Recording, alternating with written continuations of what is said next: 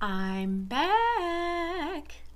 Yes, I know, you just saw me last night, but as I told you, there was a very good chance I was going to need to hurry up and do this last video for week 40. And you will find out why shortly. So we're gonna just jump right in. So I was due on Saturday, which was April 10th, and I am currently 40 weeks and 4 days as of today. Yeah, so I did not have my baby on Saturday. I'm currently still pregnant. My baby book that I was very excited about, that I told you guys about, that was more expensive than I normally would purchase, shipped that day, so at least something was coming. But that Saturday I also had labor prep with my chiropractor, Dr. Ploy, who I have praised repeatedly on here. She's at Westview Wellness. And so labor prep kind of consisted of me having, what was it? Acupressure, which is like pressure points. So think acupuncture, but without the needles. They just use their fingers. And then I also had a regular alignment, and I had they do aromatherapy, so they use a specific smells to try to help you ease into labor naturally. My mom and my niece came and took me, which is great because that morning I felt like hot garbage. But after the session, which was pretty intense, because she's literally like putting a lot of like her body weight into certain parts of your body to try to activate the pressure points, get the baby to drop into the birth canal and be in the right position, get your hips to open up, that kind of stuff, so that she's comfortable being down there. Yeah, so that was on Saturday, and I felt great once I left. So they helped me set up a couple more things. Excuse me if I'm looking down, I'll explain that in a second.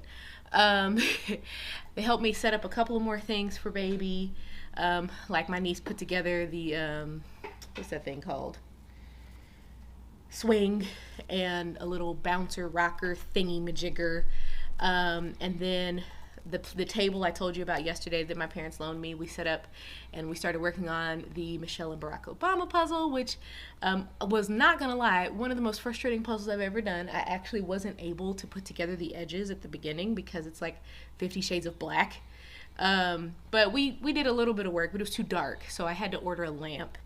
And so while we waited on the lamp order to come through, we went swimming, which I told you I had done twice the week before. I did it again last Saturday. I forgot how much I loved the water. It was really nice. And so my chiropractor had told me to practice backwards walking. So I did that, sitting on my ball again. So if you see me bouncing, you know what the deal is. So she told me to practice walking backwards.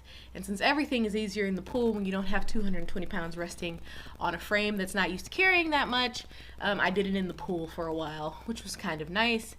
And yeah, one of the things that they say you can do to induce labor is walking. The other options are nipple stimulation and sex. We've tried that as well. Don't be surprised. Obviously, I'm pregnant, so it's not like you don't know we have sex. Yeah, so after all of that, I did some more work on the puzzle. I did some coloring. And after that labor prep appointment, I felt like the baby was lower in my pelvis. But she wasn't born on Saturday, obviously. Yeah. So my lower abdomen was really achy after that appointment, but that's because she did a lot of work trying to like get things going, right? Yeah, but the next morning I woke up, made breakfast, took some naps, worked some more on the puzzle. Like, it was just a really chill Sunday, which is really nice. And Chris actually helped me a little bit on the puzzle, which was also really nice. So we worked a bit together on it, and I may post a picture of how far we got that day. We've gotten a bit farther now. We actually had to wipe the puzzle pieces off. I think I mentioned that yesterday, to allow it to be like visible, because 50 Shades Black. But we're still not quite done. I also had one of my first like real cravings, and the only like serious cravings. I need this thing and I don't really want anything else other than this thing, which was salad. I had a craving for salad. I had a craving for salad a couple of weeks ago, and I had a craving for salad. This was on Sunday. Yes, Sunday. So I went to Salada, and it tasted like what I wanted was a salad that tasted like the ones that I used to have at work. So obviously I still have my job, but we don't go into the office. And so since we're not going to the office, I can't get the salads that they used to make me. But Salada was able to make me a salad that was very similar to what I used to get, which is exactly what I wanted. So we took a little walk. We watched a ridiculous amount of House Hunters, a couple of documentaries, and I started using my diffuser again. Those things are really, really useful. Yeah, I've been super thirsty the last few weeks, especially the last couple of weeks. And this week on, what day was this? I don't remember what day it was. Probably Monday. Woke up really early. One of the girls, I'm in a mommy group, and one of the girls, her daughter was not doing well that day. So I woke up really early and I was praying.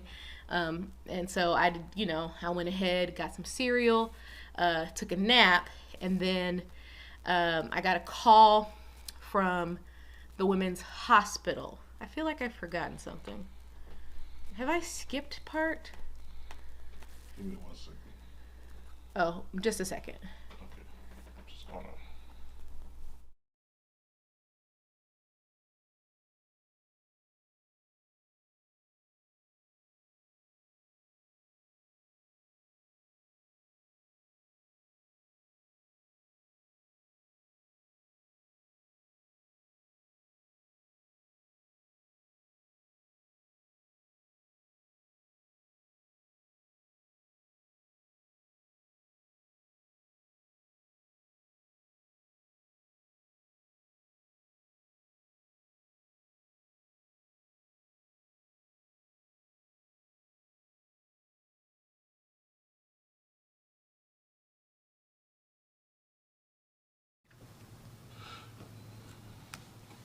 Okay. Hopefully the sound's back on. So, yeah, so Monday morning, after I took a nap, I got a call from the women's hospital, which is where I'll be delivering, trying to verify my insurance, and they scheduled me for a COVID test on Wednesday. And I was like, oh, okay. You scheduled me for a COVID test on Wednesday. Cool. And so when they said that, I got an email right after that saying that they had scheduled me, that they had me down for an induction on the 16th. And I was like, oh, do you? So at this point, I hadn't been to my OB yet. This was Monday, and my OB appointment was at like 2, and this was probably around noon. And I was like, oh, okay. So I'll verify all this when I get to the office, right? But anyway, that was actually, you guys probably saw the picture that I posted. That was the anniversary of our engagement. We got engaged on National Grilled Cheese Day. If you know me, you know cheese is my favorite food, so it's highly appropriate. So I made me and Chris some grilled cheeses to celebrate, which was really nice. And they actually came out good. Sometimes my grilled cheeses are, my mom and my husband make much better grilled cheeses than me, but I did okay on these. I be rushing them and burning them half to death. So my dad actually came to take me to the OB, and she said I still hadn't made any progress. No, what's it called? Dilation, no effacement. Cervix was softening, but still not soft, and baby was still not engaged at the pelvis. So yesterday I told you guys about stations. Homegirl is still what they call floating. She's at a +5, and in order for me to like actually get her out, she needs to be at a -4, but she's not even, like she didn't seem like she was ready to come down at all. Yeah, so they had tentatively scheduled me for induction on Friday night. But because what she said my baby's head was floating, she was a little bit dubious about why that might be. So she sent me for an ultrasound, which I scheduled to happen yesterday morning. Yeah, so after we were really hoping we could get a better picture of her. No such luck. But you would have seen it if we did. We could not get a better picture of her. She had her hand in front of her face. Yeah. So I did get my library book, one of my library books. I have not even started reading it yet. And 2 more just came in. I have not started it yet. 2 more just came in. But, yeah, so I got my library books and worked a bit more on the puzzle. Me and Chris made dinner together. And then we wanted to get to bed early because I had my ultrasound yesterday morning at 10. And I've mentioned before that I have issues with like this little crash situation sometimes in the morning. So I boiled some eggs so that I could eat them in the morning. And then we did a little bit more work on the puzzle, got to bed. Still ended up waking up late in spite of trying to go to bed early. But I didn't have a crash. We managed to get ready, eat. It was downtown. So, you know, downtown. Anyway, we get there. We have to wait for a while. She gets us in there. They measure everything, right? They measure all the things. And after measuring everything, she's like, you're good to go. And so I just have to wait for my OB to call me back with the results. So we go home. We lost the car. Their parking thing is confusing. We eventually found it, but my back was hurting so bad. We didn't realize how it worked when you go to downtown, so I had to walk a lot more than I was prepared to, and my back was killing me. So when we got home, I chilled in the chair. Chris took a nap, and around, what is it? What time was it? Around maybe 3:30. I get a call, and I recognize Kelsey's number because they call me constantly because pregnant. And so I answer it, and it's my doctor. Red flag. They measure at 3:30. Yeah, it's my doctor. So red flag right there. I'm sorry, they call me. When I saw they were calling me, I was like, that's a red flag. If there's nothing going on or nothing to be concerned about, they normally just like send you an email or send you something through their portal or whatever like that, right? They don't call if there's not something that you need to talk about. And they are calling me right now. Oh, y'all are going to have to wait. Hello. Hey, Brandy. Hey, how are we going? About the same. They're about Yeah, they're about 30 seconds in length and about 2.5 minutes apart. All right, well, back you go, my dear. You're going to go to the maternal assessment center this time. Okie dokie. All right. So head on over there. Dr. Poppy is on call. I'm going to call, let them know you're coming in, Okay. and we will see you then. All right. All right, sweetheart. All right, bye. All right. Well, we're gonna finish this up, and then yeah. So that was my doctor again. Anyway, so she calls, right? And I'm like, red flag. Second red flag. It's my doctor and not the nurse. Red flag. My baby is fine. Just so you don't get too scared, right? And so she asks if my husband is awake. Third red flag. We'll call them yellow flags because there's nothing wrong, okay? And so she says, hey, is your husband there? And I'm like, he's actually knocked out. And she's like, as long as you didn't knock him out, which I thought was a cute joke. I haven't forgotten it, obviously. And so, yeah, so, oh, did I miss one? I may have. So she's like, well, you know, I can tell you how big your baby is. And I was like, oh, good. And I'm thinking, you know, 7, 8 pounds. 10 pounds, 3 ounces. Give or take a pound. And I was like, she's what? And she's like, yeah, I was a little worried that might be the reason she wasn't dropping into your pelvis. You know, that she might have been rather large. So my baby is somewhere between 9 and 11 pounds. And at that point, I was like, let me go wake up my husband. And she was like, yeah. And so I go in there and I was like, hey, babe, Dr. Rao wants to talk to us. And she's like, hey, how you doing? You know, why don't you guess how big your baby is? And he's like, 7 pounds, 12 ounces. And she says, 10-3. And he goes, Jesus! And I was like, he's awake now! And so, yeah, we were both shocked, right? And so I was like, okay, this explains some things, right? Like, I've had no symptoms of labor. Part of that is because she ain't dropping, right? Homegirl is chilling in my throat. And so they gave me 3 options. Like I said, they had tentatively scheduled me for induction. And so I could either hold on to my induction, try to deliver vaginally, but because of her size and the fact that she's not dropping, there's a chance that she won't actually come down into the birth canal. And so, like I said, you can affect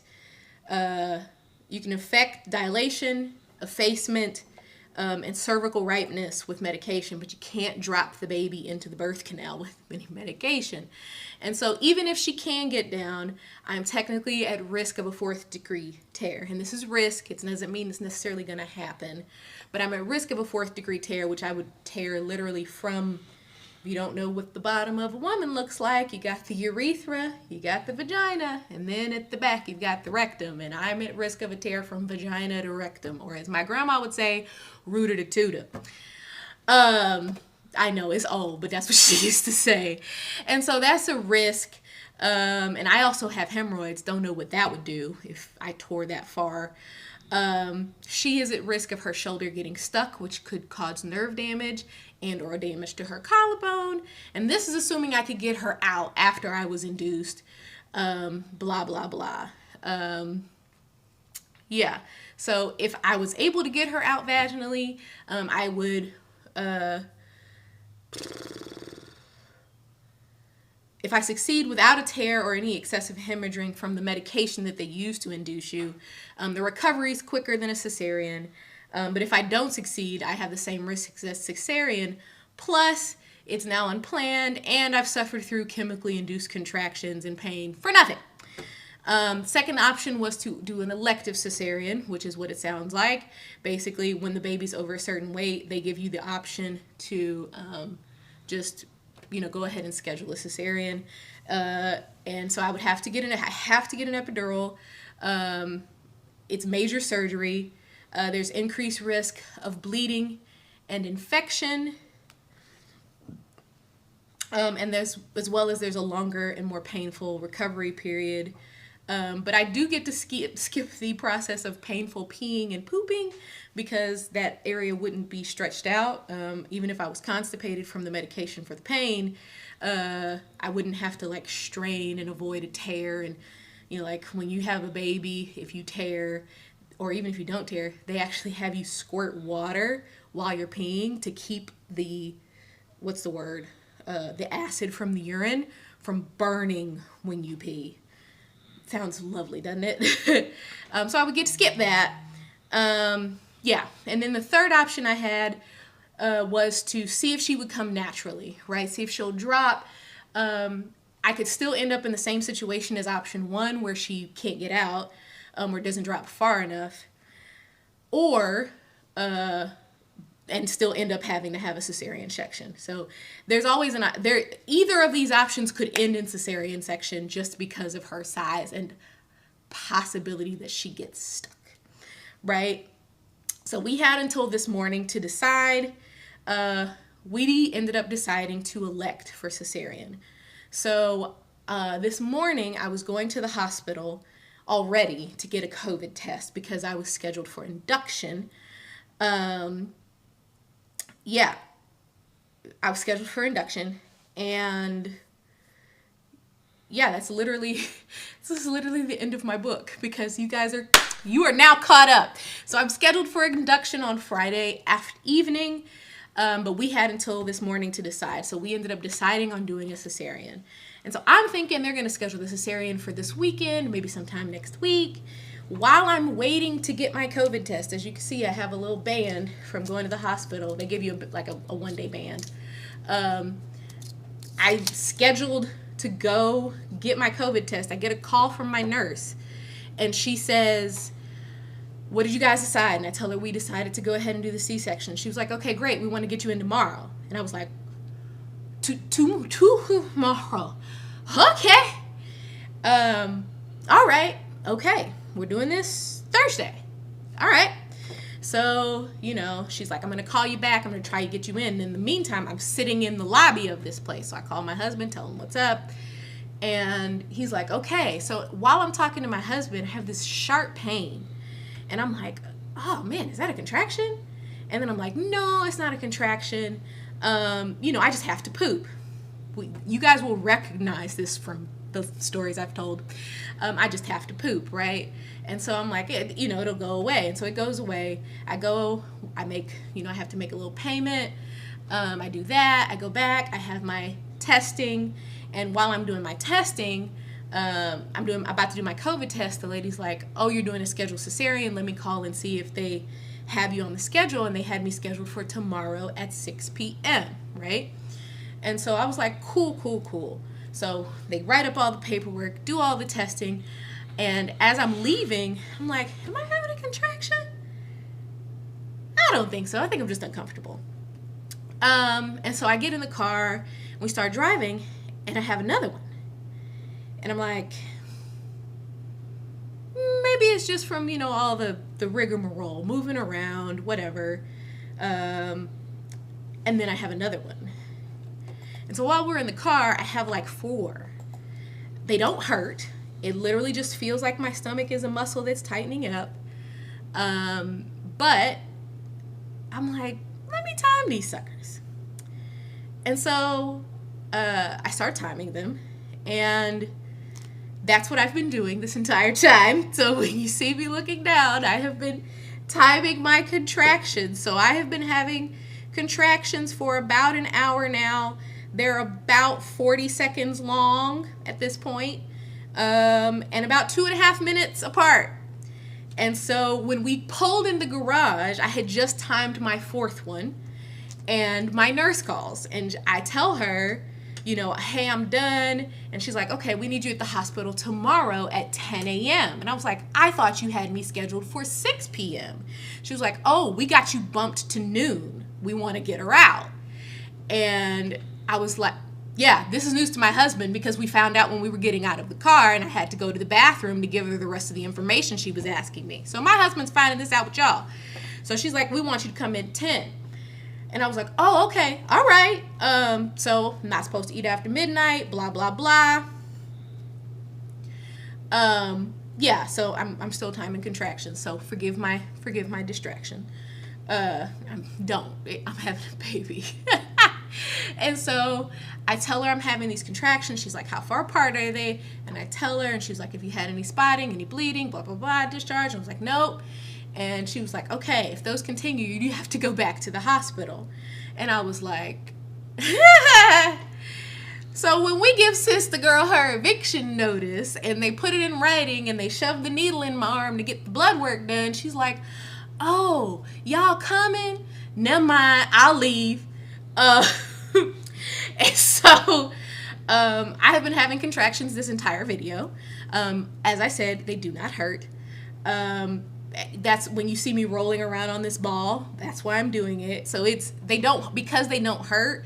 Like it's just it's literally contracting. It's just like a muscle spasm that kind of hangs on. Most of them have been really benign, and so it's kind of hard for me to notice them. So if I roll my hips around, I can feel that my stomach is still tight, and then I can feel when it releases.